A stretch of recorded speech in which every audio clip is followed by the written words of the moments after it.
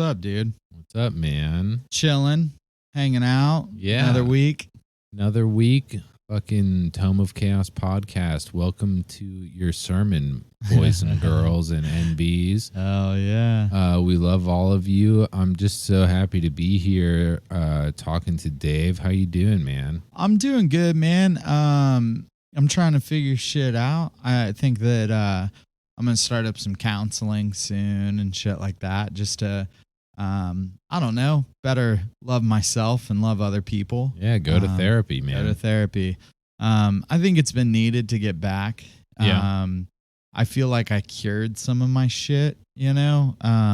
Maybe not cured is the right word. I've learned to walk with it a little bit. And I was in therapy and shit for so long, so I like got out of it. And now it's time to go back, I think, just to have somebody to talk about the crazy shit in my head. Yeah. That's not just the Tomies and my homie, Walter. Yeah. That's good, man. I think that's a great idea. And this week, I think we're going to get into some of the crazy shit in your head. Probably. And, some of that experience with counseling and what led you there and all that shit. Yeah. We're talking about Dave. Yeah, dude. You know, we figured that if we were going to start a religion, it'd suck that we didn't have our gospels in it, right? Yeah. So I'm pumped about that. Where you want me to start at? I think so. We know something about your origin, right? Of like growing up in Ohio and having family around you that like you didn't really fuck with. No, I didn't, man. I mean, my family, you know, my last name's Hatfield, and that like, if there's any history buffs that listen, is like my family was like famous for a big feud. Hatfields and the McCoys. Yeah, the biggest feud in American history. And I'm a direct descendant of that. The other things that they were like super famous for was fighting on the wrong side of the Civil War. Whoops.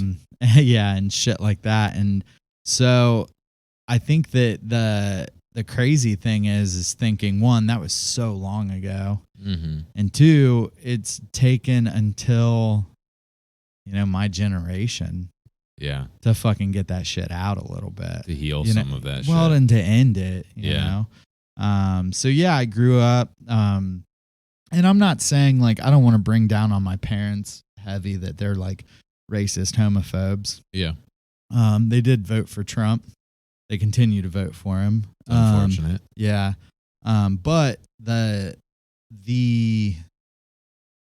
I grew up in a place that was very racist and very homophobic and shit. Which is weird because they're all Christians too. Yeah. Well, and I think that's interesting, right? Like you had that background of, I guess, the more traditional, when we think of like the traditional white American experience, right? It's Christian. Yeah. It's always Christian. Yeah, right? it's always been. Yeah.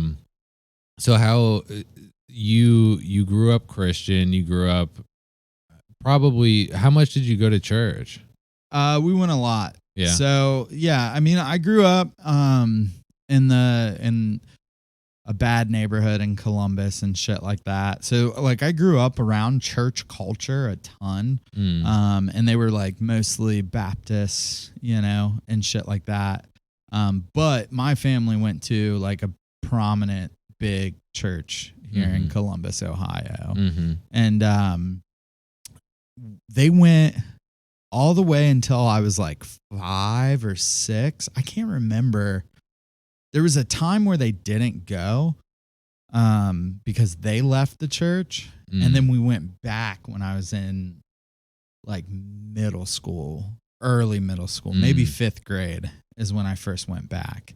And then like fucking got deep. Yeah. Went into that church all the way up until fucking 8 years ago. So what do you know why there was the gap there? Or well, so that church had a big exodus like in the early 90s, late 80s kind of thing. And I think my parents were a part of that, or they were a part of like the kind of second exodus that happened. And I think it was about money. Really? I think the church first started like tithing. They needed to. They were like, at first that church, dude, like when you hear about its glory days, you're like, it was just a bunch of punk kids living in houses. Right. You know what I mean? Trying to understand God. But at some point it changes, and like they started asking for money and shit because, I mean, dude, at some point we're going to have to start tithing. Shit's expensive. Yeah. You know what I mean? It's time, it's money. You got to build buildings. You got to your church grows. And it was growing to a point where they were like, I mean, you remember we talked to Rob, and Rob was like, my dad never made money and his church has failed. So when you're trying to save people's fucking souls, you can't let that happen. Yeah. So I'm not saying it was bad for them to start asking for money. You know what I mean? Yeah. But they started asking for money a little bit, 10%, whatever the tithing rate is. And like, there was an exodus because of that, I think, is that they changed. And then there was another one, and I think that's the one my parents were involved with, and they lost a bunch. I don't know what happened exactly, but basically all the church counselors and shit left. Like there was another big like thing, and I think my parents were a part of that one. Gotcha. And they left, and then I don't know what happened. They found God again. Yeah. And fucking started going back. Yeah, there was something that was missing. Yeah. So there was something missing in their lives, and they still haven't found that, you know, and they still go though, you know, and but yeah, so they went back, and then I went, and then I left too, and then went back. That's so crazy. You came back middle school age, started going, and I went up until I was a junior in high school. Okay. And then I left again. What's June, like 16? 16. I didn't go to school, yeah. I guess 16. Because you graduate when you're a senior, and you're probably 18 when you graduate. Okay. So yeah, I was like 16, 17, and then I like dipped again. So what was the middle school to 16 vibes like? What was it was super rad. We played dodgeball all the fucking time. We went on like camping trips and shit, and like people were cool. I mean, our church, you know, is more liberal, is at least what it seemed. Yeah. You know what I mean? More progressive and like cool. Like, I can thank that church for fucking helping me to like be a punk. You know what I mean? Like listen to like cool music and shit. Like that shit was super cool. So and I was getting a lot of hate in my family. You know what I mean? Like there was hate there. They hated people. You know what I mean? So you meet people who say that they love people, and I'm like, dude, this is rad. They love people, and they listen to like punk music about like communism and like, destroying systems and shit. And I was like, this is rad. Yeah. You know? So then I went till high school. Yeah. And then high school, that was the first dropout for me. I met a girl, of course. And, you know, we got together, and I mean, there was a lot of shit in between. Like me and my parents never got along. That was getting harder and harder with the church and shit. And like to the point, I think I got kicked out the first time when I was like 14. Of your house? Yeah. Okay. My parents' house, 14 or 15. I got kicked out for the first time. Damn. And that's when I lived on the streets a little bit here and like stayed with friends and shit like that. You know what I mean? Like I was just always getting kicked out. You know, it was like a constant. I don't know what times I lived there and what times I didn't, because it was just constant. Me and my mom didn't get along. She's got like bad bipolar disorder. So we just never got along. I kept getting kicked out and shit.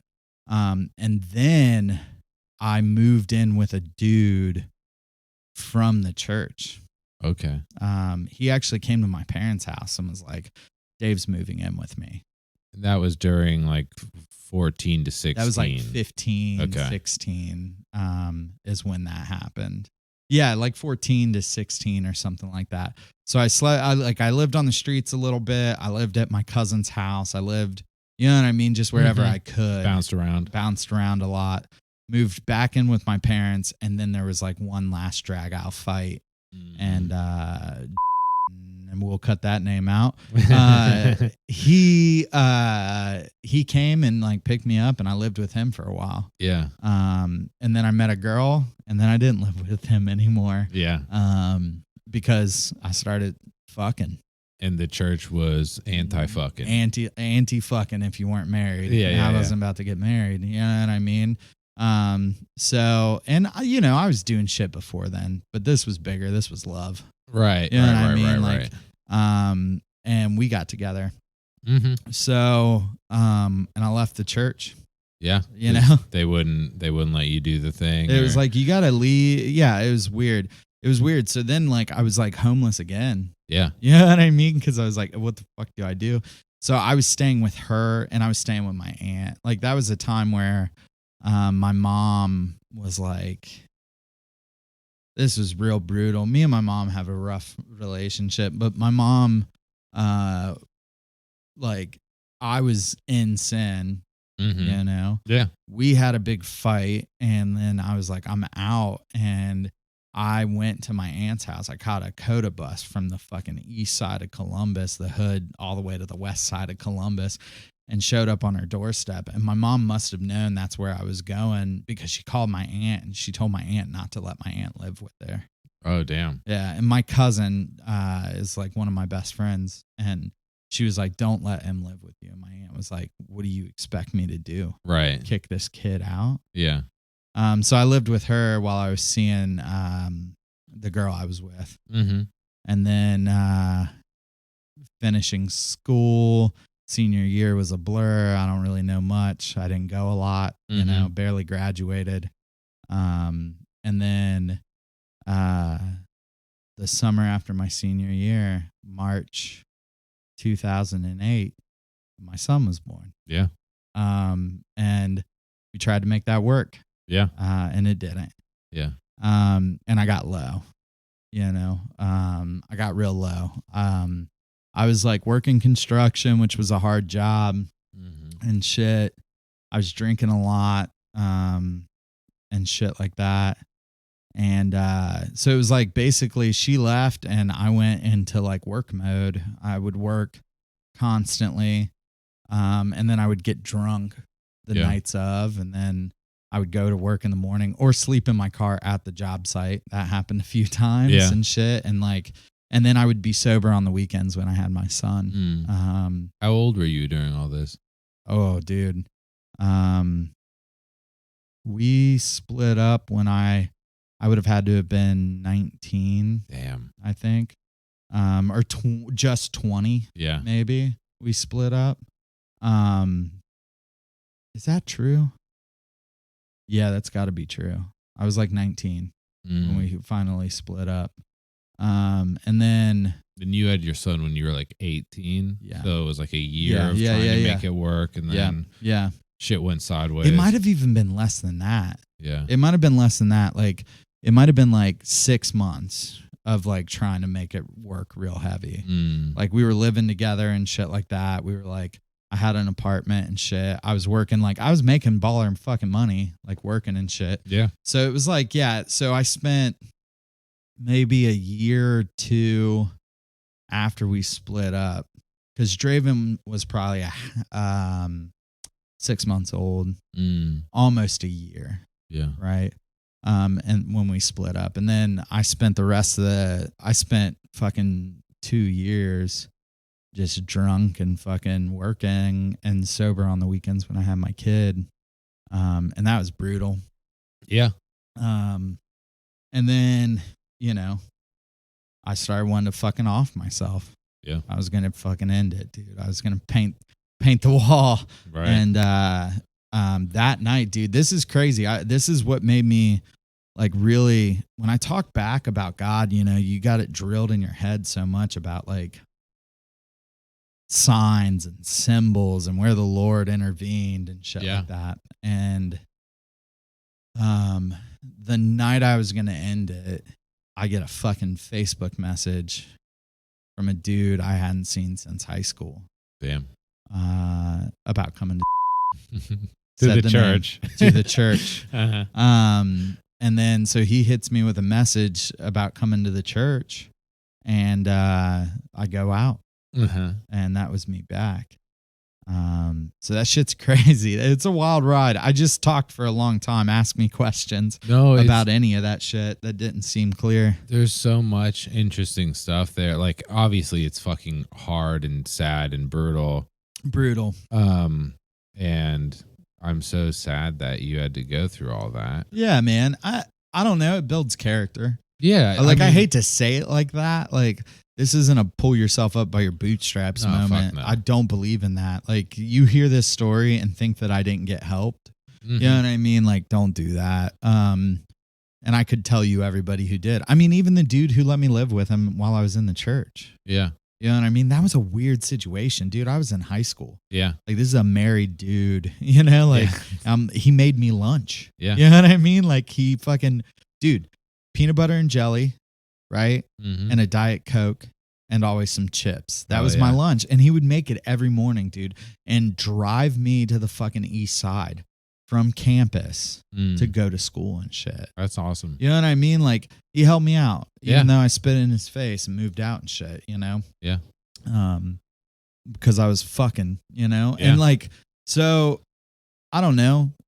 I don't want to say like it builds character in the way of like, I'm a fucking man. Yeah. I just want to say that like part of who I am and why I love so deep and why I know what it's like to be poor and why I know why we need to fucking help everybody is because I've been in it, yeah. you know? Yeah. It's similar to the egg thing of which we just talked about. Yeah. It's like you've experienced certain parts of what it's like to be a Yeah. person. And because of that, you're better at being a person in certain ways. Yeah. Yeah. So like you can acknowledge that those things were hard and bad, but also acknowledge Yeah. the good that it's done Yeah. for your soul, I guess Yeah. is one way to say it. Yeah. How you kind of just were like, well, I started fucking and I left. Was there like pressure to leave or There was like pressure shit to or get off the pot? There kinda was thing? pressure to stop. You Yeah. know what I mean? Well, and I think at that point too, I was really starting to like kind of lose my mind. I remember having a conversation with that dude and he being like, do I need to take you somewhere? Mm. You know what I mean? And I think it was getting hard. And I remember, man, saying this. I was like, look, dude, like, I don't need two dads. And I said Mm. that to him. And I think that hurt. Like, I don't think he wanted to be my dad. Yeah. You know what I mean? But I think he did want to help me and shit. And like, Mm. and, you know, me and my dad's relationship was weird because I was friends with my dad and I loved him, you know, Mhm. but we had a hard, it was fucking hurting him real hard to see me and my mom go at it so much, you Yeah. know? So, yeah, I think that, you know, there was pressure. I was losing my mind a little bit Mm. for the first time, Yeah. you know, of like actually feeling, I think I've always like had some shit wrong with me and like suicide and shit has always been a thought in my head since I was really young. Yeah. And I tried it one time when I was like fucking super young Mm. and it didn't work. So I think that, but this was the time where I was like, there is something wrong with me. Like, I'm not just depressed. Mm. You know what I mean? When you were leaving, When that I was time. like leaving, you know? So yeah, there was like, I definitely had some mental shit going on too. And I was like getting into this relationship that was like love. You know what I mean? Like, Yeah. you know how that shit is. It's Fuck like, yeah. it's like, this is the greatest thing ever and nothing is ever going to beat this. And Yeah. fucking, I love, you know, like no one loves anyone like I love this girl, Uh-huh. you know? And it wasn't true. Yeah. I was looking for a way out, I think. Yeah. I was looking to like have experiences and shit, you know? So, Yeah. I mean, I think that makes sense. Like if you grew up in that environment already Yeah. of like, here's how to live a life. Like you've got the rule book, right? By Yeah. God about how to have a good life. And you were like, fucking, well, do I know that? Or am I just being told that? Maybe you didn't think that at the time. Yeah. But I think there is probably always going to be a part to people that's curious and wants to fucking touch the fire to know that it's hot. yeah, dude. And I'm one of those people. Yeah. I'm definitely a touch the fire type of person. So yeah, then I left when I was, in high school. Mm-hmm. And then came back when I hit some lows, and I came Yeah. back, and I must have been like 22 or something like that. That was the night you were like, I'm gonna end it, and you got Yeah. the message. I got a message. It was crazy. He was like, "Hey man, we should hang out." And I was like, "I need friends." Dude, that's so interesting. It's because when you're in the church, you're like, this is fucking God. Yeah. God told this person to reach out to me. Yeah. How do you contextualize that now? Well, dude, I think I was getting ready to end energy, dude. Yeah. Like, I don't know.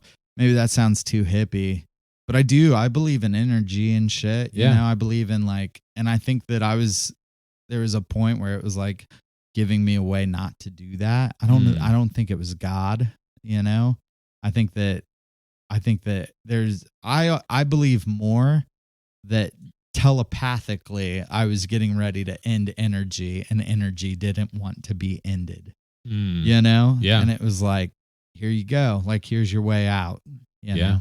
I believe that more than it being God, because I mean, fuck, dude. Like, God did a number on me too. Yeah, I mean the Christian God, right? Yeah. Yeah. Or maybe it was the fucking dude, maybe it was future me. You know what I mean? Maybe it was, we don't know how time works. Maybe it was future me or future Walter, or, Dude, maybe, dude. I definitely would have told some homies to reach out to you. Yeah, for sure. Yeah. If I was able to, I'd be like, yeah, hit up Dave. He's not doing good. Yeah. Well, and like, think about it now, dude. Like, that's Bill Ted, dude. Bill and Ted's Bogus Journey, man, is like I've never seen. Yeah, that whatever. movie. They're traveling time trying to save themselves and shit. You know what I mean? And it's like, why not, dude? Like, why not? Future Walter was like, yo, their whole thing was like, they have to be around to like write the song that unites everybody in the world. Mm-hmm. Why not? The Tome is what saved my fucking life, dude. Could be. Future us, we like realized how great the Tome was. And it was like, we got to send somebody back, because we got to send somebody back multiple times, because Dave never knows if he wants to live or not. That's like what future uses are doing, is trying to save me at different points in the timeline. Dude, I think that stuff is interesting, because I think almost everyone who's been in a church of some sort has some experience that they attribute to a God, right? Yeah.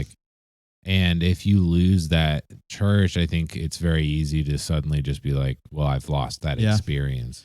And it happens. It's honestly real hard too, because you hold on to it so much more. I think a lot of times, if you hear anybody's story about them with God, it's usually they were in a place they weren't going to come back from. Yeah. You know what I mean? It's sad, deep sadness, addiction, it's suicide, addiction, like all these things. Like, it's never really a good thing. You know what I mean? It's like, I just wanted to be a good person.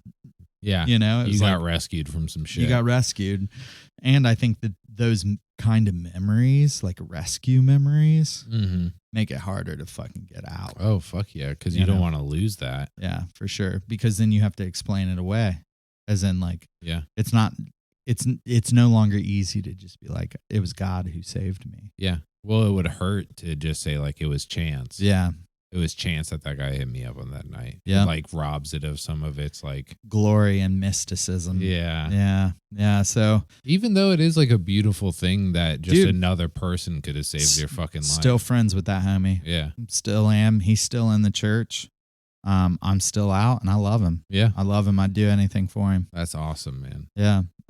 So yeah, I built that friendship, and then, started going to the college ministry. Yes. So I guess like we're not going to get into specifics about what the church we were a part of was. I think we should explain that real quick, just because it's weighing on me. Because like, just so you guys know, we both were a part of the same church. It's a prominent church in Columbus, Ohio.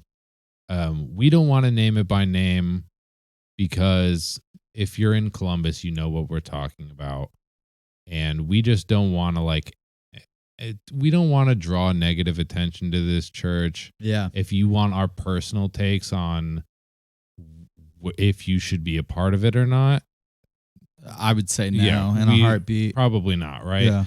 Honestly, if you ever think you're going to go to a church, just hit us up and ask us if this was this church, yeah, and I will talk you out of it. But I don't want to draw negative attention. No. I have people I love and respect that are a part of the church, and it's, good for them. And, I'm happy for them. Yeah. I love them. We don't want anyone to ever send hate mail in our fucking Fuck no. for our stead. Like, that's not what we're about. Yeah. So, and I agree with that, because when we first started this, like, I mean, dude, we don't cut episodes. Mm-mm. And we had to cut one recently because I dropped the name, and just a piece. Of it. I'm just gonna bleep out that, but I think that what I'm saying is, like, I was sitting there wondering if we should have done it. Yeah. And I think that we should cut it, because I do love you people. Yeah. Like, I do. I really fucking do. But I think you should leave that church. Yeah. And find something else. Well, and I think the other thing is, like, we want to be a place where you're free to come tell your truth. And by naming the church or saying it's bad, I think that would be like, we'd be creating a hostile zone. Yeah, we will talk about that church. It's a big part of our history. Yeah. We will talk about it. We'll think of a different name to call it. Sure. And then that's what we'll go by. Yeah. And just know that, like we said, we love the people there. Like, there are some people there that are really fucking good people. Fuck yeah. And if you are listening to this and you are like, I wonder if he's talking to me, I'm probably talking to you. Like, we love you, and we thank you all for the support. Yeah. Fuck yeah.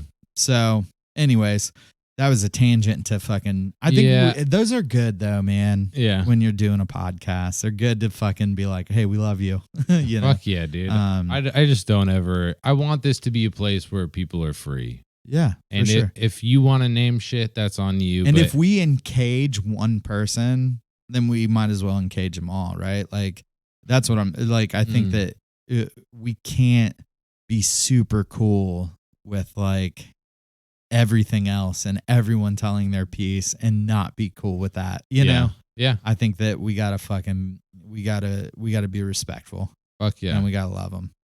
Yeah, man. So I just wanted to put that out there real quick. Whatever. Let's get back to fucking the Gospel of Dave. Yeah, dude. So you came back. How was that? How was it being back? Warm welcome. Yeah. Yeah, by a lot of people. I mean, honestly, like, I was praised.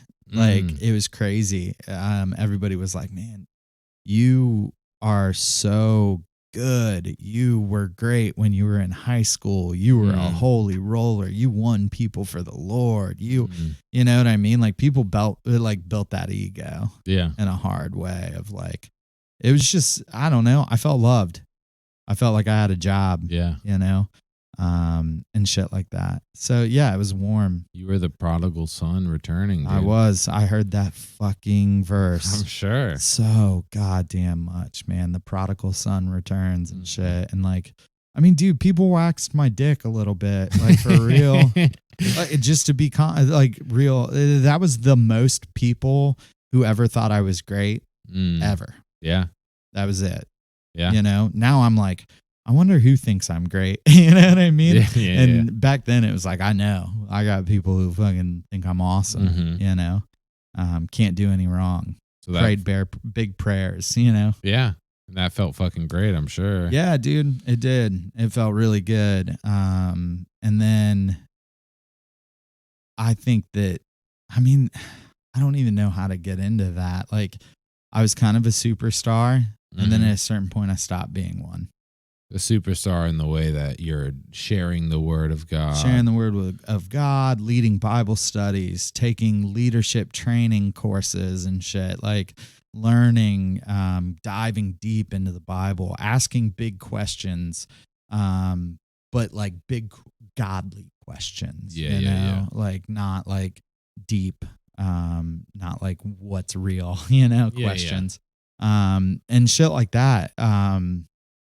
And that, I think, I mean, that was a weird time in life. Like, I thought my shit didn't stink, which is weird for, like, how I grew up and shit. Yeah. So that lasted for a while. And then I think that I don't know what happened. Yeah. I don't really know what happened to change me, maybe. I think I kept getting pushed into a leadership role and then doing shit and getting knocked out of it. And that was weird too, because I like never wanted to be a leader. Yeah. But it was like, all right, like Dave, like I was in the Ironworkers Union and it was like, Dave, you're like laid off. And I was like laid off and sitting at home and collecting a check. Yeah. And people thought that was wrong. They thought I had to be like doing something and volunteering and all this shit. When in reality, like all those dudes were going to college. Right. And I was working a fucking job. Yeah. That's like a job. Yeah. You were getting your fucking shit kicked in. Yeah. I was working with fucking 40-year-old men, dude, welding. I was fucking tying rebar. If you don't know what that shit is, it's fucking crazy. Like ironwork is like the second most dangerous job ever. Right. And I was doing that shit. And you would get laid off. Mm-hmm. And then you would get unemployment. Mm-hmm. And my unemployment was more than what most of these people made. Right. Like their parents helped them with rent sometimes and shit. Yeah. And I was making more not doing my job Yeah. than I was. But it was because I worked fucking a year at 70 hours a week. Right. And I was like in my 20s. Yeah. You know? So they wanted me to do extra shit. And then I think that's when that rebellion started because I was like, why? Yeah. Like I'm fine. I pay my bills. Yeah. You know what I mean? I also had a fucking kid. Yeah. I was living with 12 fucking people Yeah. and with a kid. Mm-hmm.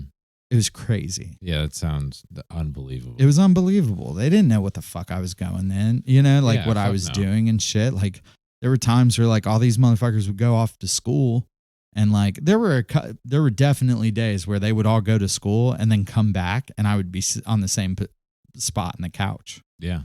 But I also raised a kid the other days. You know what I mean? That like the days I had off were like few and far between, and I would hang out with my kid all day the other days. Yeah.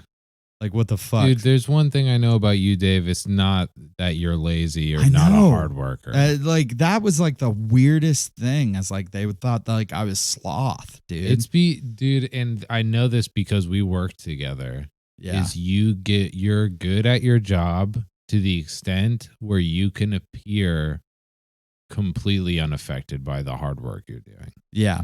Well, I appreciate that. Dude, I mean, I know it for a fact because I was there with you. Yeah. I saw how well and hard you fucking worked. And at the same time, I saw that you were able to fucking fuck off.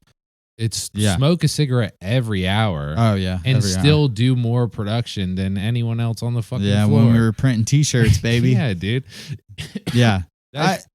You're a fucking hard worker. You're just a person who isn't going to perform that to anyone. No, I don't dig it. I like, especially because it's like, it's just a job, you know, like whatever. Yeah. So that was the thing is like, that started getting hard and shit. And like, there were times like where but honestly, it wasn't until we started working at Screen that I was fucking broke. Mm-hmm. Right. Cause I let them talk me out of working in the union.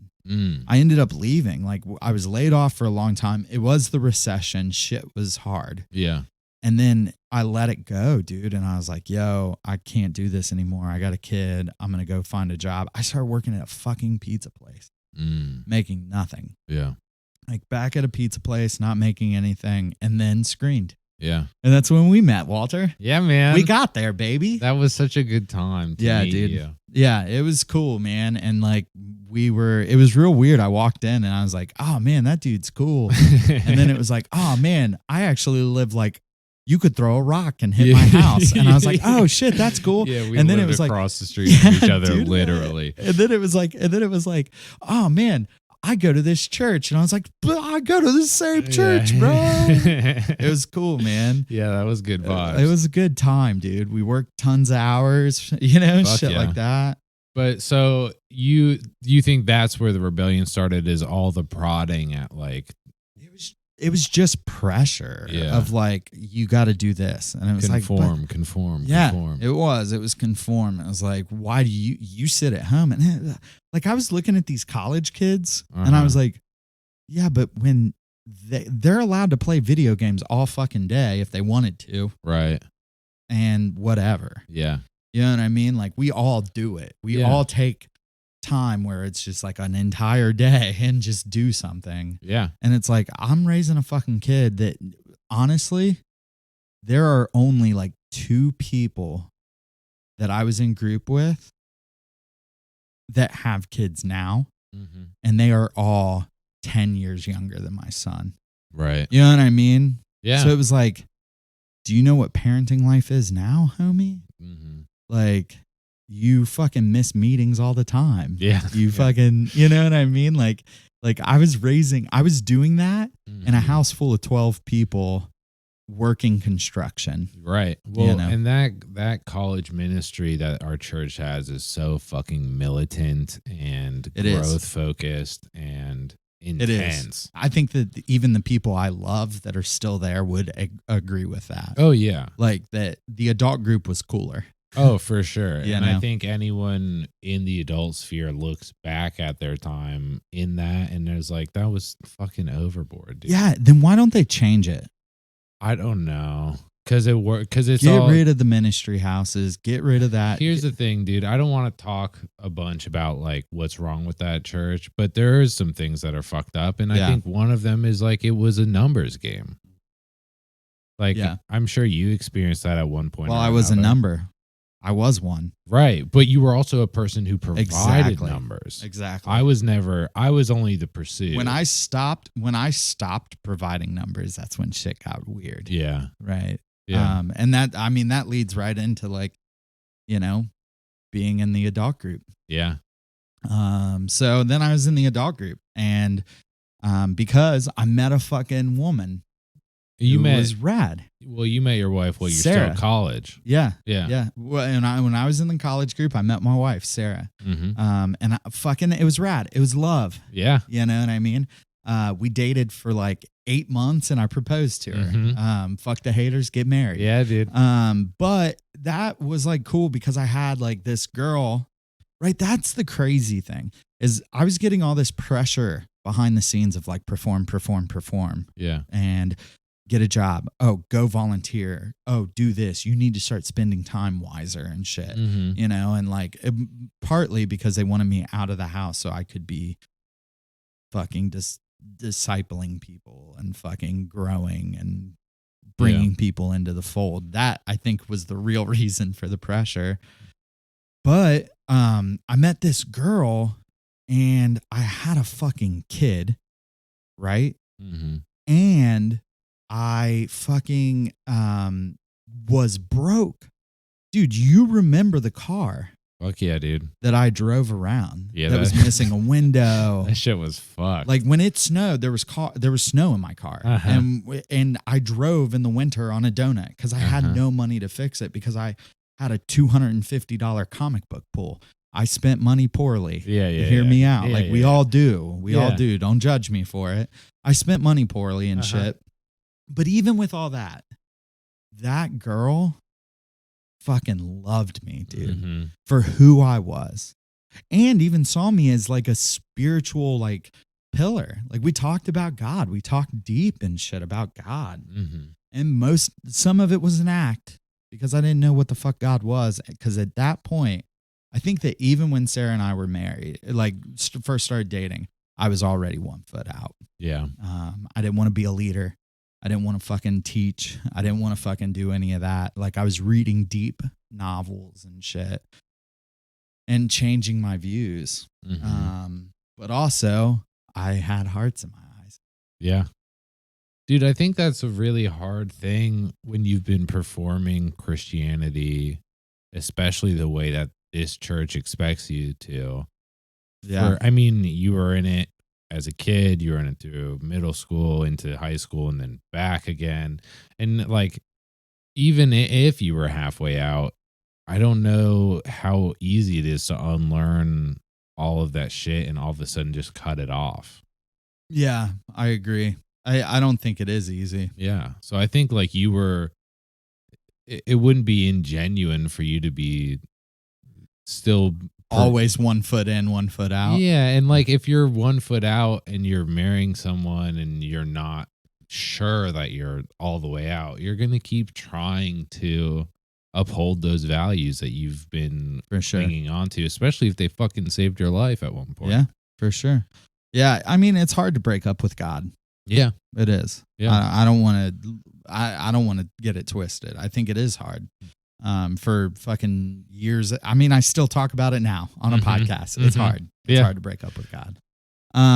So yeah, I met her, Sarah, my fucking sweet Sarah, my beautiful wife. She's the best. I fucking love her to death, dude. She's incredible. She loved me when I was fucking unlovable, you know, fucking, I don't know, took care of us, man. Like there was a time Draven was like growing out of a car seat and she went into Target and bought me a car seat for my fucking son. You know, like she would give me her fucking like jar of quarters and shit. And like, so I could buy food. It was crazy. Like, she always loved me really deep and was willing to do like things to help me. Like, dude, sometimes I think about that too. Like I wasn't a scumbag to her. No. You know what I mean? I was good to her. I was taking care of a kid and shit. But like, I mean, dude, that was a long time of me being like fucking broke and having a girl take care of me, you know? So like, let's not shame that a little bit. People take care of people in relationships sometimes. Yeah. I'm just thinking about that now. And it's like how much you're like, break up with that fool or, you know what I mean? She's just using you. And it's like, sometimes they just need to fucking get to where they're going. Yeah. You know? And like I said, I wasn't hurting her. We weren't fucking, you know, no. I wasn't a scumbag. So no, you guys were fucking happy to be like, we were super from happy. All my experiences with the two of you. Yeah. You seemed like a great fit and like you fucking loved supporting each other. Yeah. Yeah. So we end up getting fucking married, dude. And when you get married, in the college group, you got to go up to the adult group sometimes. If you're not going to lead. Yeah. If you're not going to lead a college group, you go up to the... you get shamed into the adult group. It's true. Put up to pasture, right? That was always the... Yeah, get put up. And you know it too. Like if you're a college-aged person in that church and you get married and somebody says like, hey, you know, we think that it'll be good for you to like land in the adult group or whatever, it's like you're getting put out to pasture. Yeah, you're not doing the numbers, dude. You're not doing the numbers. You're getting put up. Yeah. And she was already in the adult group too, so there was no way they were going to let me bring her down to the college group. Right. So I got pawned. Yeah. I got pawned off into this group. And that's where the problems began. The heavy ones is in that adult group. Damn. Yeah. So ominous. Yeah. We could have ended the episode there and then did like an NPR thing. But we're gonna fucking keep going, dude. Yeah. Let's see. What was the transition like? I mean, nobody was my friend. Yeah. I had no friends. You mean from either side? Either side. The college dude stopped talking to you. Stopped talking to me altogether. Like stopped hanging out with me altogether. Like everyone. Like people I was really close to didn't want, like they literally never hit me up. Yeah. And I never hit them up either. Or I would, and it would never work out. You know, I'm not going to say like phone works both ways, but yeah. In that time, like I think that when one of your homies is making a fucking going into a place where he has no friends and is going to spend all of his time. Yeah. It's on you to hit him up. I mean, either way, you know, like, yeah, it's like, just fucking ask me how I'm doing, homie. Yeah. And then I also think it's on the burden of the new group to fucking make them feel at home. Fuck yeah. And nobody made me feel at home. You know, I like immediately knew my jokes weren't cool anymore. Yeah. I immediately knew like I was fucking judged hard. I mean, like throughout that, like, I had a woman one time like project psychosis on me because I got tattooed so much. Like she was like, well, aren't you doing it for like a feeling? Like, I mean, it's kind of self-mutilation, isn't it? As the leader of our group. Interesting. She said that shit to me and I was like, well, that's dumb. Yeah. I'm going to move forward. Like, that's crazy. Yeah. Like, that's fucking nuts, dude, that you would think that about me. I just like getting tattooed, you know, like I like art. having art on my body. Yeah. Well, and they thought it was weird that I didn't have any religious tattoos. Thank God I didn't. Right, because then you'd be covering that shit up right I now, know, dude. Nothing sucks more than like getting tattooed twice because you made a bad decision. It hurts. It hurts like a motherfucker. I'm not doing it because I like it, you know. I'm doing it because I like the art. Yeah. I like the way it makes me look. Yeah. You're fucking body shaming me. Like I like having that shit on me. Yeah, you know? dude. That reminds me, holy shit. There was this fucking one of my friend's moms. And she was telling this story about how she was in a car and she saw some guy in a car next to her and he had tattoos on his whole body. His face had tattoos on it. And she looked at him and she said, "Who didn't love you?" Oh my God. And I was like, bro, don't be fucking telling that story like that makes you seem cool or caring. I know. You're a fucking, that sucks. That's so fucking judgy and shitty, dude. I just was wondering to myself, who didn't love you? I'll love you. I'll love those marks off of you. Especially as like, I'm hearing this and I'm like a person with stretched ears who's like tattooed themselves. And I'm like, what the fuck? Dude, I was told to bring out I was told to take out my septum piercing by that woman's husband because of how it would affect other people. Like, because we had people in our group who were from like Middle Eastern places and shit. And they said, you know, like, oh, well, some people might view that differently. And it's like, motherfucker, like, what? Like, are they going to think that I'm like stealing their religion from them? Are they going to think that I'm like, it's a fucking piercing? Yeah, that's a weird move. Yeah, they were like, it might affect the way people look at you. See, that seems like it affects numbers again, dude. Yeah. It affects numbers. Yeah, people won't want to talk to you. Muslims won't want to talk to you. How are you going to save the fucking Muslims, dude? Mm-hmm. How are you going to save the Muslims if you got that nose piercing? Yeah. Right? That was the meeting after I met with the leader, like, who was like and I say leader, that sounds real weird, real culty. Super culty. They were basically like home church, like pastors, right? They didn't teach in the big buildings and shit sometimes. Sometimes they did. Yeah, there's a distributed leadership model where there's a bunch of small groups that all comprise the big church as a whole. Yeah. Right. And they all like believe in the same Bible and shit like that. Yeah. Anyways, so yeah, he wanted me to fucking take that shit out. Like the meeting after, when we hung out right after me and my wife got back from that was my welcome to the group. Oh, damn. Yeah. Fucking take your septum piercing out, bitch. Yeah, that was like my welcome after I got married. Welcome to being an adult. Yeah, well, and we did like marriage counseling with them, and during marriage counseling, they like told my wife like, "Hey, we just really want you guys to focus on your marriage." My wife was like a leader in that group, and they were like, "We really want you guys to focus on your marriage and shit," and they stopped inviting her to leadership meetings. But didn't tell her she wasn't a leader.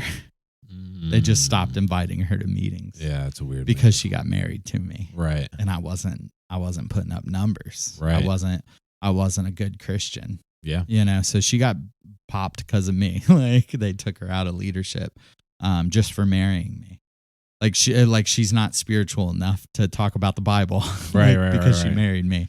Fucking A, dude. All this shit's rushing back to me at this point. I might be a little triggered. Dude, it's tough. I can't fucking like be held accountable about the things I say. No, that's fine, I won't say names and shit, but it was fucked up. If we say some names, I'll fucking bleep them out and yeah. We'll keep it kosher.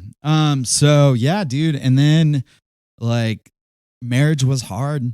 Yeah. And we were supposed to continue like marriage counseling, but we got pawned off on like to tons of people. Yeah. Like over and over again. It was like nobody wanted to be our marriage counselors. And then like we're going through hard shit. Like my wife is a fucking mother immediately after she gets married. Right. Like just put that in your head. And the whole time she was like in her head, like, am I a mother? Because nobody in this group views me as a mother. Yeah. But I am. Yeah. And that was hard for her. And it was hard for me. And we had standards for each other. Sarah was cooking all vegan to a dude who ate Taco Bell 3 times a day sometimes. You know what I mean? Like, it was just these standards and shit and trying to figure shit out. And our marriage was hard. And like, I told Sarah to divorce me 3 times in our first year of marriage. It was brutal. Yeah. And I was losing my fucking mind, and I was thinking about hurting myself again. Like, I wanted to just drift the lines in the freeway. Yeah. And be over it. And I expressed that to these people, and that I was hurt, and that I wanted to kill myself, and that I hated them all. I told them. I was like, I hate you all, and I don't want to. Yeah. I want to love you, but I hate you because none of you are my friends. None of you have tried to be my friends. None of you have asked me like to fucking like dinner. You know what I mean? Unless you're every time somebody would ask me to hang out, I'm like, fuck yeah, dude. Like, I'm going to make some friends. And then it was like, you're fucking up. Yeah. And it hurt, dude, real hard. Yeah. That fucking sucks. Yeah. Like, and it fucked me up. And I mean, I think I'm still fucked up about it. I'm putting shit back now. Like, now that I'm fucking triggered, I'm putting shit. And it's like, when my wife brings things up with me, I'm like, you're just fucking constantly downing me. And it was like, well, that was because like for fucking 3 years, every time somebody wanted to hang out with me, they had a problem with me. And I had to change something about who I was and how I related. And there were meetings where I walked in and they were talking shit about my best friend. Yeah. Like, I forgot something, walked back in, and I heard the whole conversation of them just berating. All the leaders of this group were just talking shit about my best friend who like actually loved me and cared about me. You know what I mean? Yeah. And I was like, cool, I'm unloved here. Yeah, that's awful. I told people that I wanted to kill myself, and they told me that, oh man, it was really cool that you shared that. Right. I told people I didn't have friends, and they said it was my fault that I didn't have friends. And that was brutal. Yeah. And then we met a couple who like was really cool. And that was Madeline Beal's parents. And they were awesome. Hell yeah. And we loved them. And we were great friends with them. And life was like doing okay a little bit. I still fucking hated everybody except for them. I still had problems with them. And then Sarah and I were doing good because I found out during that whole thing that I was bipolar. Yeah. First year we were married. Yeah. I found out I was bipolar. And that was brutal. But it helped me to understand that there were things that were wrong with me. Yeah. And the doctor put me on 1,800 milligrams of lithium. Yeah, man. I remember that. I was like dope sick. Yeah. It was fucked up. But I did get clarity. That was rad. And I think that's when the big questions about God hit, where it was like, why'd you make me like this? Yeah. But it helped me out. It cured me up a little bit and like enough to get some clarity and realize at that point, it took me taking lithium to be like, this is wrong. Right. All of this. Yeah. All of this is wrong. Dude, the amount of fucking normalcy that shit all gets to you when you were in it almost your entire life. Yeah. It's gonna take, especially if you're going through phases of mania and fucking whatever else, through all of it, it's gonna be hard to sort that shit out, I'm sure. It was fucked up, man. It was super hard. All right, we're back. We had to take a pee break, and we're getting back into it, but we don't exactly remember where we were. We were talking, I know we were on a doc group, and that we were talking about bipolar shit. Yeah. So I was sad, dude. Yeah, man. I didn't have any friends. I had Sean Beal. Like, Sean Beal was a homie through all of it. That's Madeline's dad. And I'm saying his name because I think she has said it, or maybe I said it. I know he listens. And honestly, like, I love you, man. Like, incredible person. I love you so much. We don't hang out enough. Fuck yeah.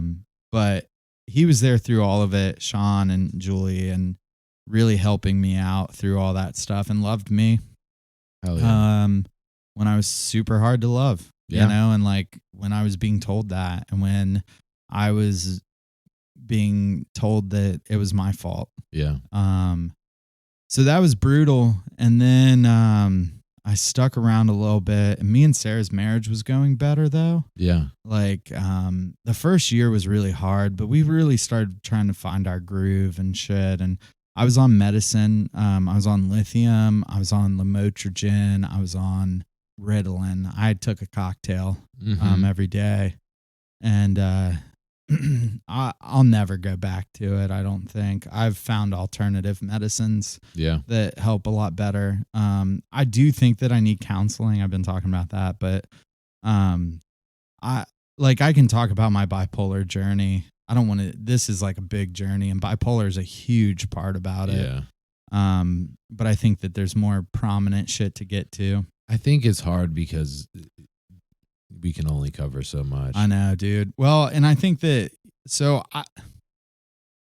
bipolar's hard. It's fucked up. Yeah.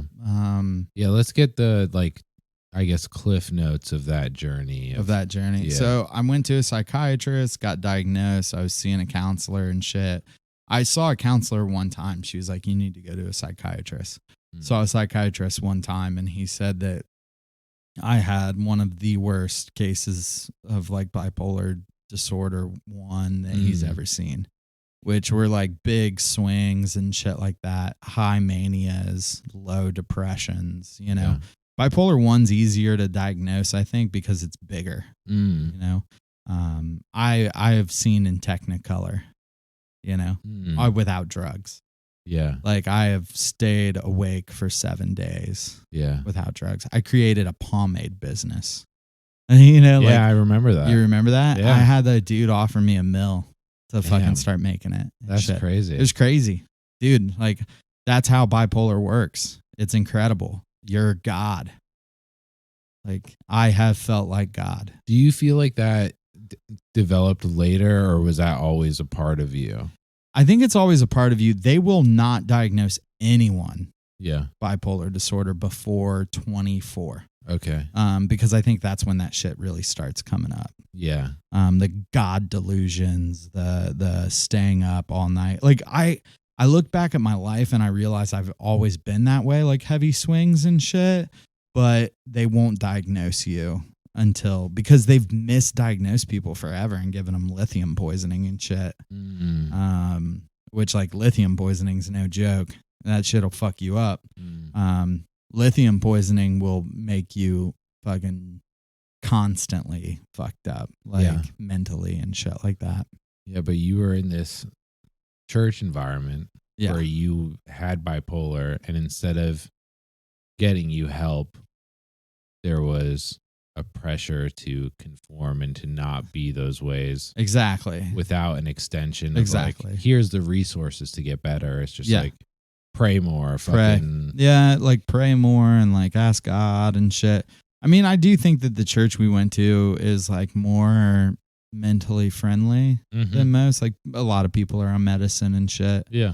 But that was big for me. Like bipolar disorder, I've went back and forth throughout my head of like, is it a superpower? Is it not? You know, like, I've learned to deal with that. Like I've learned to deal with suicide and shit. Like I still, dude, you never stop wanting to kill yourself. I'm sorry. You will always. Like, it's like alcoholism. It's like, you're always an alcoholic. You know what I mean? You're always suicidal, kind of, I think. Don't get it out of your head that you'll never think it again. Because I used to think that. I thought that when I got married. That was a huge surprise. I got married and I was like, everything's better. I got a built-in good friend, you know? And it wasn't. I still wanted to kill myself. But I've learned to like cope with it. One of the things I do is I have a list of things I have to do before I kill myself. And that list is always growing.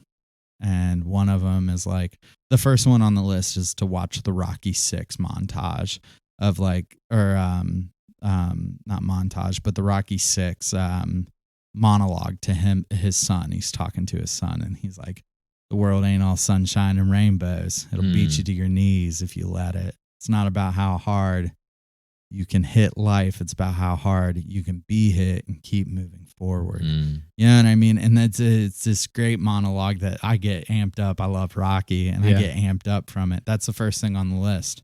And then there's things like talk to my son, like have a day with my son, have a day with my wife, have, you know, Walter's on there. Like a whole like bunch of things that I have to do. Eat a banana split. I got to fucking get a banana split. Yeah. And I just worked down that list. I think it's hit like it's around 52 things now. It's been constantly growing. It started at 10. You know what I mean? Like I wrote 10 things and I keep growing. Like it's these things I love. Like I'm sure I haven't added it, but the tome, like record an episode of the tome before I go, you know, like things like that. And the point is that I do those things. And a lot of times I watch that fucking monologue with Rocky and I don't want to kill myself anymore. Right. You know what I mean? And sometimes I've made it down to 20. Yeah. You know what I mean?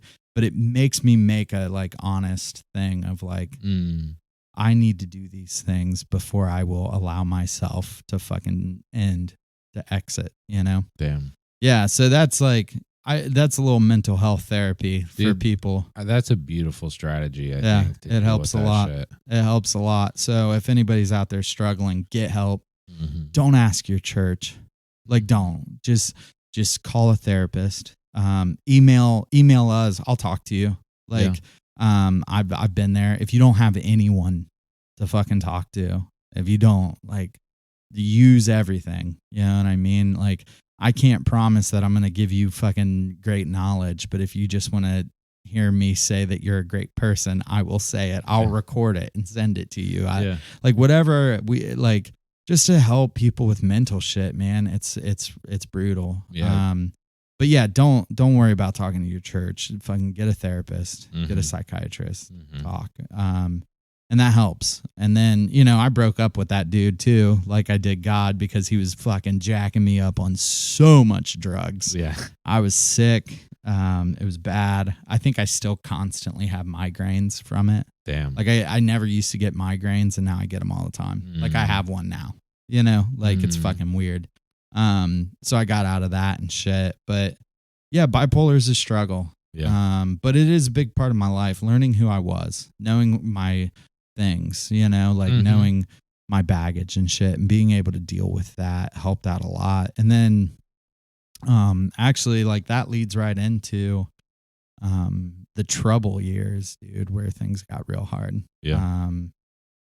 So is that enough? Is that good on bipolar? Yeah. Does that make sense? I think we could do a whole episode on bipolar, honestly, because it's fucking crazy. And the ways you talk about it as someone who's never struggled with mental health, at least like not diagnosed. Yeah. It's really interesting to hear your perspectives, and I think you have a lot of good to contribute there.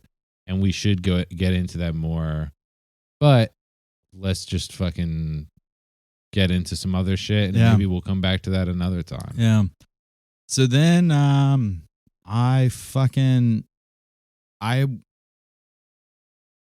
man, this is hard. Yeah. So I got off my medicine and shit because I started like, I was like, I need to, it's making me sick. How long was this into being on the medicine? I was on medicine for about 5 years, I think. 4 years maybe. And you're part of the adult group this whole time. Yeah. I think it was that long. Not the whole time I was in the adult group, but a long time. Yeah. I can't remember exactly. I'm so bad with timing. If you're listening to this and you know me and I use wrong times, it's just because I'm bad at it. But I started, I didn't tell my wife, which was fucked up. I just started flushing pills and shit, and I wouldn't take medicine anymore. Because I was just sick, dude, to my stomach all the time. But I was still seeing a counselor, still talking about shit, but I had to like be done with that shit. And then I was kind of like in and out of the group, really. I wasn't going to as many meetings, but, you know, I was a zombie. Yeah. You know? And then me and my wife were trying to have kids. Yeah. Which is a beautiful thing. And She got pregnant the first time we fucking tried. Like, It's wild. We tried. Yeah. The one time we tried to get her pregnant, she got pregnant right the fuck away. Yeah. It was incredible. Mm-hmm. And if that's how life worked out, I would have never been able to have compassion for people. Right. Because she had a miscarriage. Yeah. And that was my end with God. I Yeah. think that was the big one. That was I'm done. Mm-hmm. Like, I was like, what the fuck, dude? Like, yeah, it's been, I've been wanting to try. I had a kid. I was wanting another kid. I told Sarah, I was like, 2 years into marriage, let's have a kid. Let's have a kid. Let's have a kid. Yeah. And she was never quite there, And then she got there, and the first try, it was like, nah, dude, it's not for you. Mm. And during that time, like, I was hurt real bad, and not a single person ever approached me about that miscarriage except for Sean. Mm. Like, nobody in the group talked to me. Nobody in the group reached out to me. Nobody in that group like wanted to fucking be my friend during that time. It was super sad. Brutal. And then it happened again. Another miscarriage. Yeah. So she got pregnant again, first time. And that was like when I was like, all right, God, you don't exist. Yeah. Or whatever. Yeah. You either don't exist and fuck you, or you do exist and fuck you. Right. Like, you love me infinitely and all this other bullshit, or you're just rolling the dice. You're chaos. Mm-hmm. And we're recording the Tome of Chaos, so you can kind of see where those thoughts started coming from. Is that chaos was what was in control, Mm-hmm. and that made it easier for me. Yeah. Yeah, because it was like, I don't have to have hope. Mm. Hope's dangerous, man. Yeah. I think hope is dangerous. Churches talk about hope constantly, and it's like, quit telling people about hope. Like, just like, in my head now, what I do is I'm not like, I hope that Draven doesn't fall out of that tree. Mm-hmm. Just in my head, I'm like, Draven's not going to fall out of that tree. You know what I mean? Mm-hmm. It's like, in my head, it's a constant. And if something else happens, it's chaos. I couldn't do anything to stop it, Yeah. But when it's hope, like hoping in a God to save you, Mm-hmm. hoping in something to, like, you get so fixated on the hope. Yeah. It's dangerous. Well, there's like a double expectation of like, it's definitely not a church that preaches like health and wealth, right? No. But at the same time, it's a church that says God is good and he wants good things for you. Yeah. And when you don't get those good things, it's always chalked up to this like, he knows better than you. Don't know what to say, but it's like, I don't know, dude. Would you say that to like a person like who's in a country that's anti-Christian, will fucking lynch you for being a Christian? Yeah. Like, you're just gonna say like, oh, it wasn't in the cards. Yeah, God's good, but he didn't want to protect you this time. Yeah. It sucks. Yeah. Dude. It sucks. And I think that was the end, man. Like, the second one was like, all right, like, you don't even care about us, you know, especially because it's like all the godly people were getting pregnant and fucking having kids that first time. Yeah. I think that was hard. Yeah. To see, where I was like, all right, cool. Like, that's what it is. You know what I mean? And then Sarah had the ectopic that almost killed her. And I remember like laying, and I don't know if I've told that story before, but laying there and just telling God, like, look, dude, this woman has cared so much for you. Yeah. Just let her have this one, please. Mm-hmm. And he didn't again, and that was the last time I prayed. That was right before the ectopic. The ectopic. You were praying that prayer. Yeah. And then I was out, dude. And I don't think I've looked back, really. Yeah. No, that experience has left me with more problems than it has solutions. It's a very painful to go from, these people love me, the welcome back. Yeah. after having Dre and fucking doing your own thing, and you come back and everyone's like, you're a superstar. We fucking love you Yeah. so much. I'm so glad you're back. The prodigal son returns home, blah, blah, Yeah. blah, blah, blah. Then, okay, you're being too lazy with this unemployment shit. Yeah. Okay, maybe you guys shouldn't get married because you're not a good enough spiritual leader. Yeah. She's being stepped down from this. Take out your septum piercing, and then Yeah. fucking 3 fucking miscarriages in a row. Yeah. One of which that was life threatening. Yeah. For Sarah. Yeah, it was brutal. Like, it was almost like we thought that, like, she lost a fallopian tube, Yeah. and it was like, you might never be able to have another kid. Yeah. It actually took us to stop caring about fucking praying to God and started asking science, Right. Right. Like, is literally what happened for us to get Edie. Yeah. Who's rad, and I love her to death. That's a fucking blessing. Dude. Yeah. That, like, it was like, all right, let's, like, fucking, dude, I have a text still where I told Sarah, like, she was getting, I think she was getting checked or something. There was something happening. Like, our whole, like, when you have to go through that stuff, a lot of the sexual stuff becomes kind of inhumane, because you're like, all right, like, we got to have sex before 11, and you got to do this shot in your belly, and you got to fucking, you know what I mean? Yeah. We're doing all this shit. And Sarah was going in for a pregnancy test, I think it was. And I was like, all right, like, I think I have the text saved. It's so funny. I was just like, all right, cool. Like, I'm going to run a stop sign for Mother Chaos, and fucking she'll shine on you, like, and because that's really what I was believing in, is I was like, the world's chaos. I can't control it. It picks favorites sometimes, and that sucks. But, I'm just going to learn to dodge chaos. And she got pregnant and fucking had a kid, but it wasn't because of prayers. I'll tell you that. Like, It wasn't because of that. Honestly, it was more because of magic. I was creating an intention in my head, and I was saying, like, this will be true. Right. Like, it'll be okay. I don't have to hope for God to come through for a baby. Yeah. And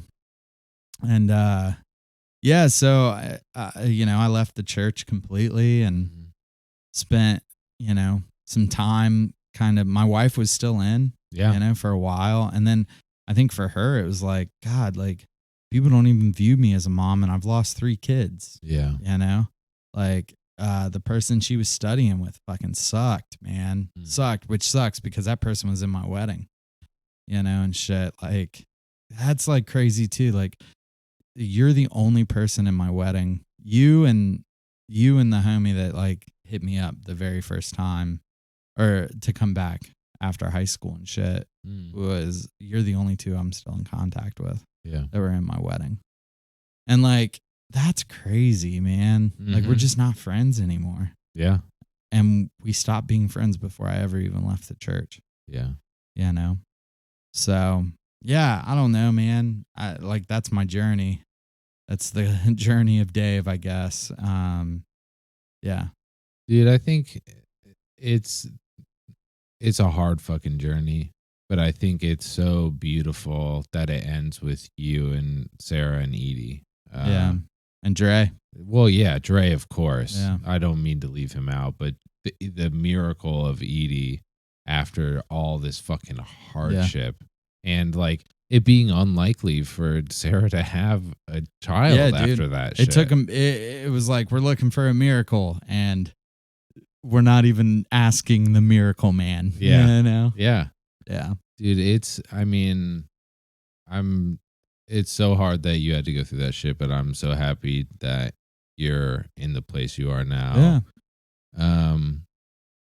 I think there's a couple things I want to ask about.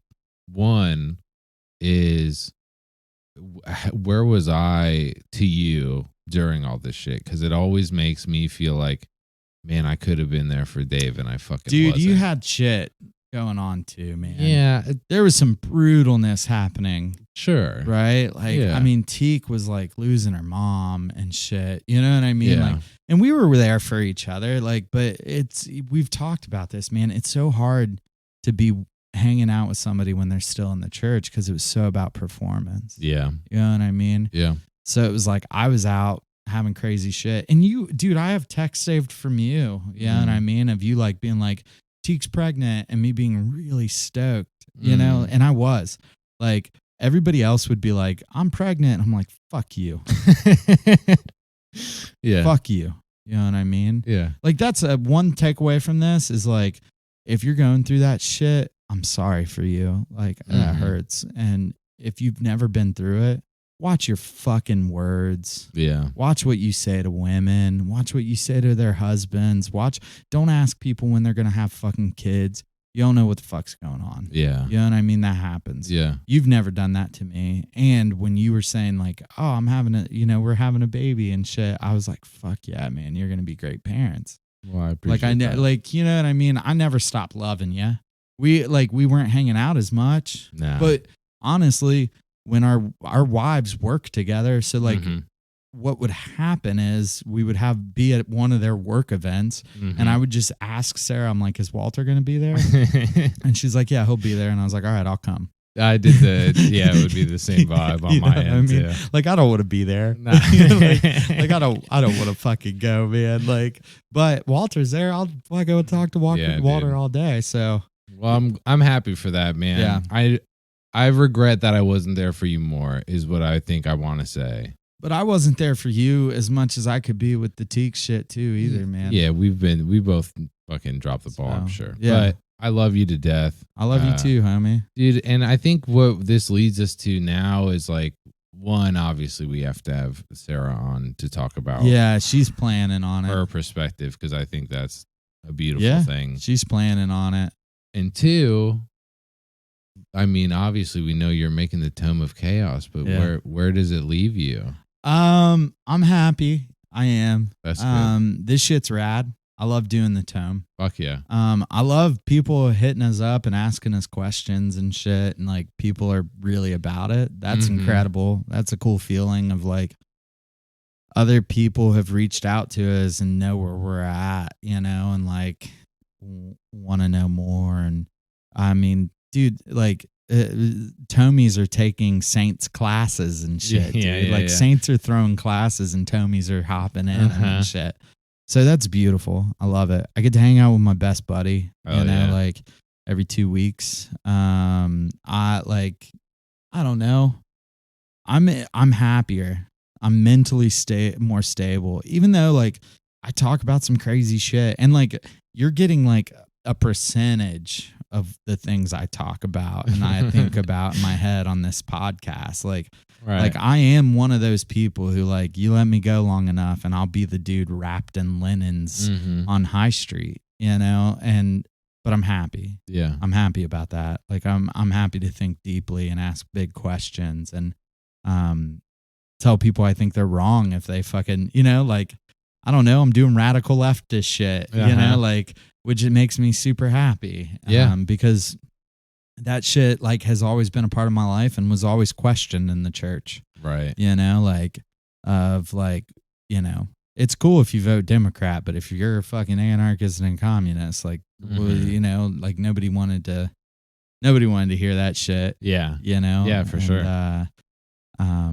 So yeah. And then, you know, doing photography, I'm more creative than I've ever been, you know, and shit like that. And, doing the podcast and, I don't know, man, I'm just really happy. Dude, that's awesome. I am. I'm happier than I've ever been, at this moment. And, even with shit being hard, you know what I mean?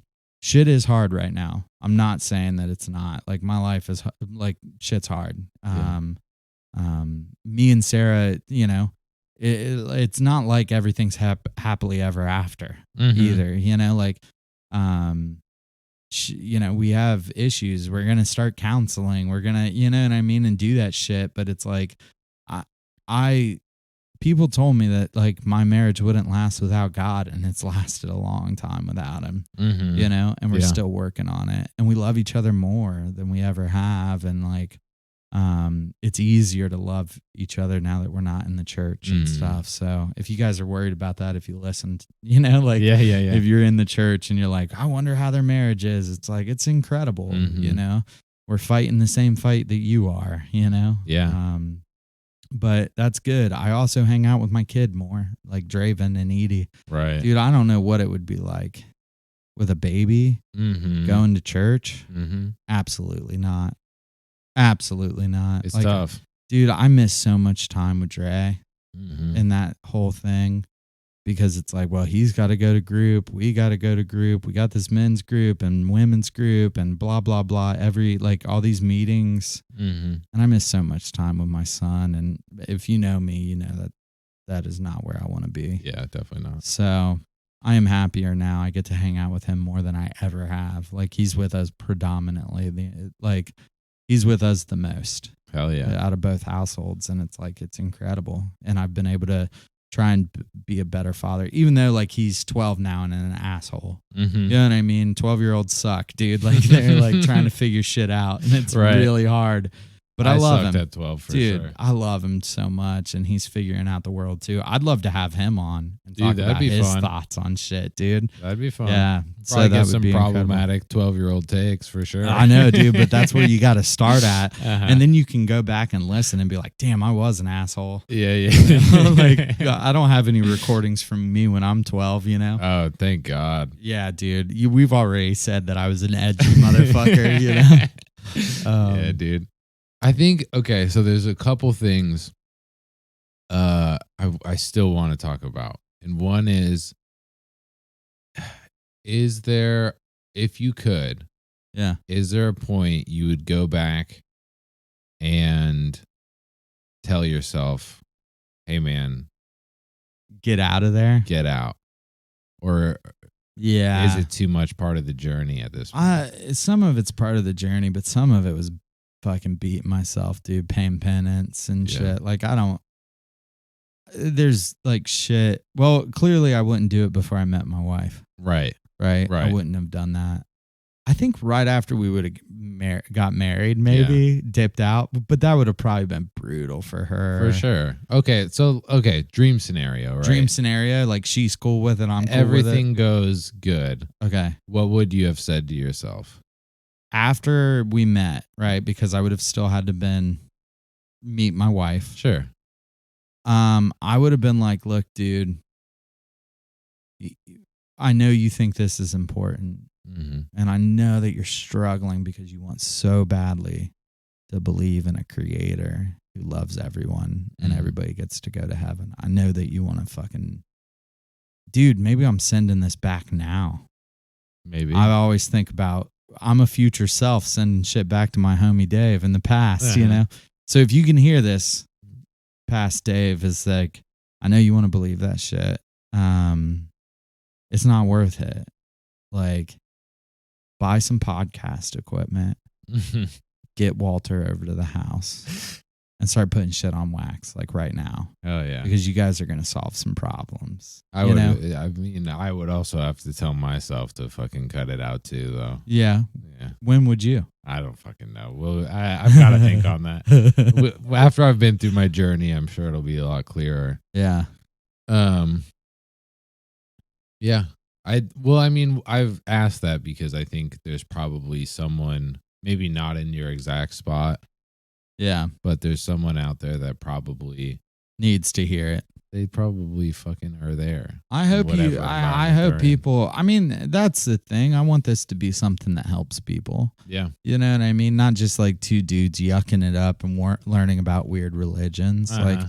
I want to be helpful to people. Yeah. You know, and like, I think that every journey we've talked about, it's like people are like, yeah, I do regret some things. I mean, I needed to make some of that journey, but like, I do regret some things. Like, Mm-hmm. most people, like, you know, listening to Natalie, you know, and it's like when she got out. I mean, dude, Madeline Mhm. fucking says, like, you know, it got to the point where I wasn't safe. Her first verse is trust your gut. Yeah. And I wish I would have. Yeah. When I was like, this is bullshit. But the good Dave wanted to like believe in a God Uh-huh. and fight for that God. And it's just not, I wish I could tell myself, like, quit fighting, man.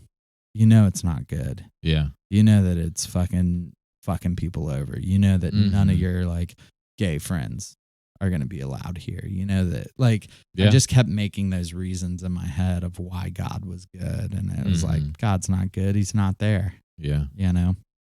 So, Yeah, man. Yeah. I think that's all good shit. And I think there's like a place too of like when you're in a religion, it's all or nothing. yeah. But you can take a fucking step back and breathe.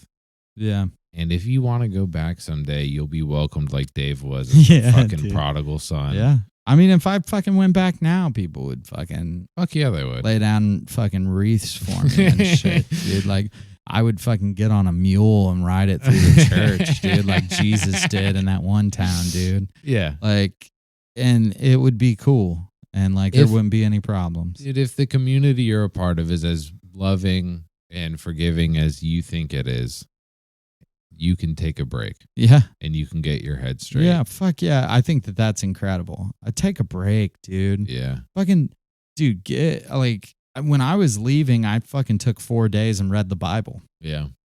Like, I was like, I'm going to fucking read the Bible as much as I fucking, like, I just fucking, like, read the goddamn Bible. Like, I was like, I'm going to read the Bible. And I got to the end of it and I was like, this shit is like, it's not good. like, take a break, keep seeking, fucking, you know, like, don't be your true authentic self. Like, I think this is a good moment to like look back on all those passages of people who have like been on, you know, like Mark was, you know, like it's a challenge. spiritual It's journey, a spiritual journey, you know, not a destination. Yeah. And it's like, so we have all these verses from these cool people who have went through a lot of shit. Like, my journey's not over, you know, like this is my journey now. It's like finding out what it is for other people. And I'm about that. Fuck yeah, dude. I'm happy, dude. And, but I would have pulled myself out a little. It would have been less hard to pull myself out a little earlier. Yeah. You know, we could have started this fucking years ago when podcasts, like when fucking our first podcast, I'm not even going to say the name of it because I don't want people to know. Yeah, there's some shit on there. There's some shit on there that's sketch. Hey, look, we apologize for our past selves. Yeah, fuck yeah, we're We're learning. growing a lot as people. Yeah, I'm a different man.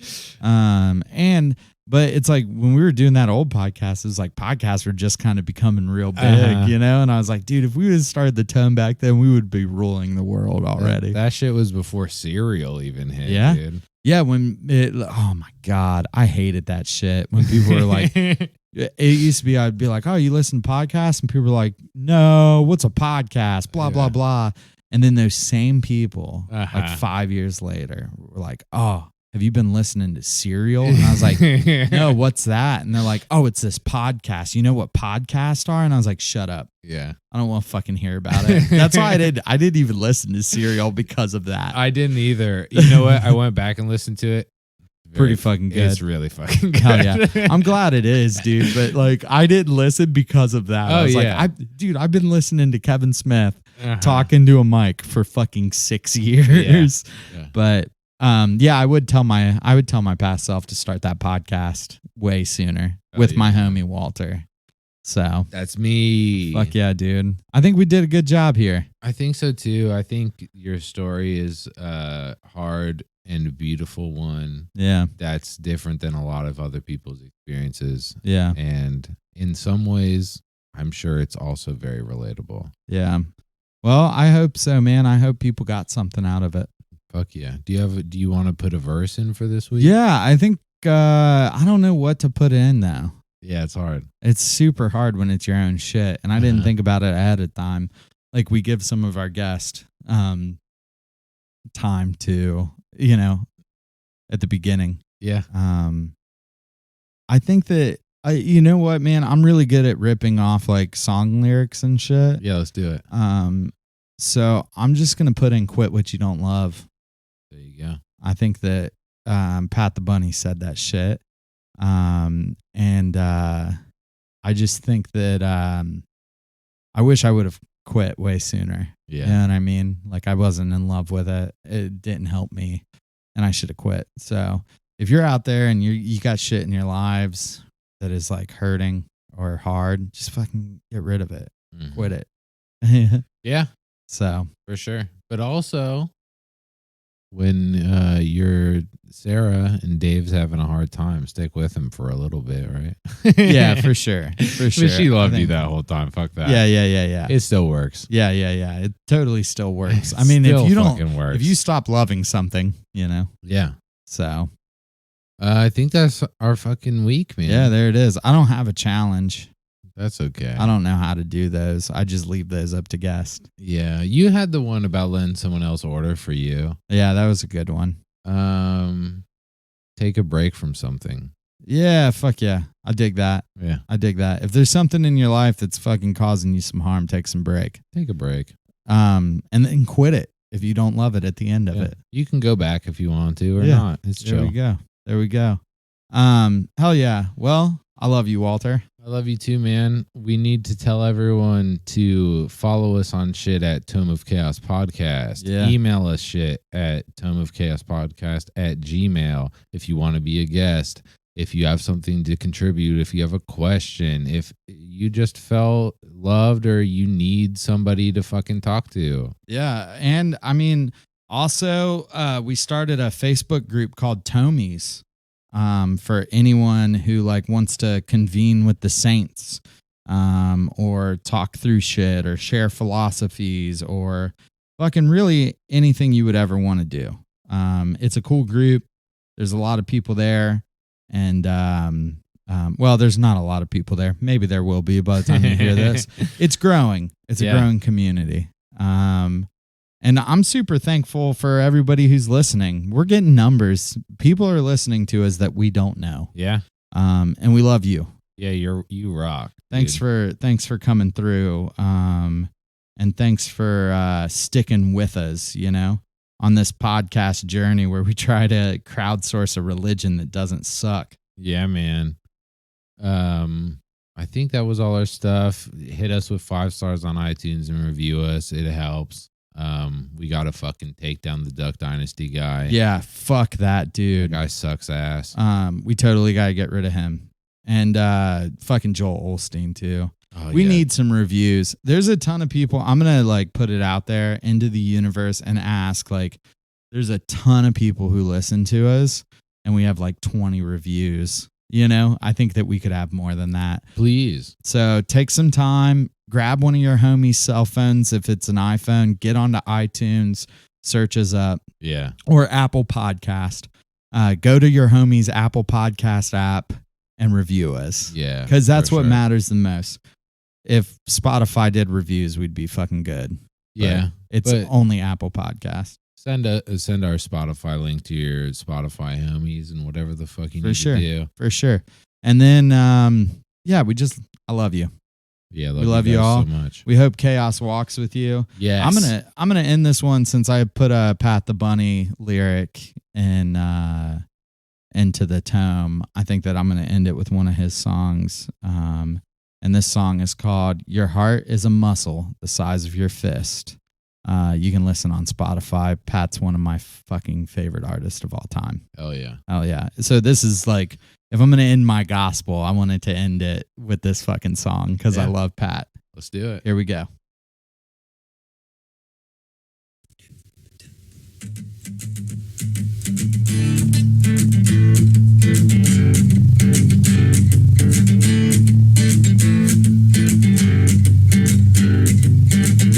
Dahlia never showed me nothing but kindness. She would say, I know how sad you get. And some days I still get that way, but it gets better. It gets better. It gets better. Sweetie, it gets better, I promise you. And she'd tell me, your heart is a muscle the size of your